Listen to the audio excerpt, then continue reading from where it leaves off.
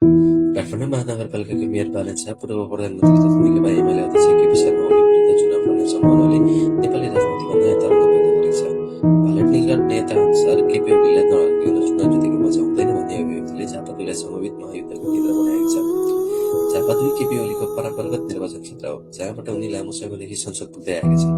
यही क्षेत्रमा बालन शाह चुनावी मैदानमा उत्रे भने यो मुद्दा केवल उम्मेदवारीको छनौट हो। पुरानो राजनीति शक्ति र जेनजी युवा बीचको प्रत्यक्ष टकराव हुन्छ। राजनीतिक विश्लेषकको अनुसार बालन शाह चुनाव लड्दा युवा, स्वतन्त्र र परिवर्तन चाहने मतदाताको ठूलो समर्थन उनीतर्फ जान सक्छ। सामाजिक सञ्जालमा बलियो उपस्थिति र 70 वर्षका पुरानो समूह विरोधी छविका कारण बालनले एमालेको परम्परागत मत पनि दबार सिर्जना गर्ने देखिन्छ। यद्यपि बालन शाह झापा 2बाट विजय भयो भने केपी ओलीको राजनीतिक वर्षसँग गम्भीर धक्का पुग्नेछ। यसले वैकल्पिक राजनीतिलाई राष्ट्रिय तहमा वैधता दिलाउनु मात्र होइन, भविष्यको नेतृत्व सञ्चालनमा नयाँ अध्याय सुरु गर्नेछ। तर यदि ओली पुनः विजय भयो भने परम्परागत राजनीतिक शक्ति अझै बलियो हुनेछ र बालनको राष्ट्रिय राजनीतिमा प्रवेश तत्कालको लागि रोक्नेछ। अहिले बालन शाह चुनाव लड्ने वा नलड्ने दोहोऱ्याउनेछन्। अब प्रश्न मतदातासँग, परम्परागत नेता फेरि या नयाँ पुस्ताको चुनौती? धन्यवाद।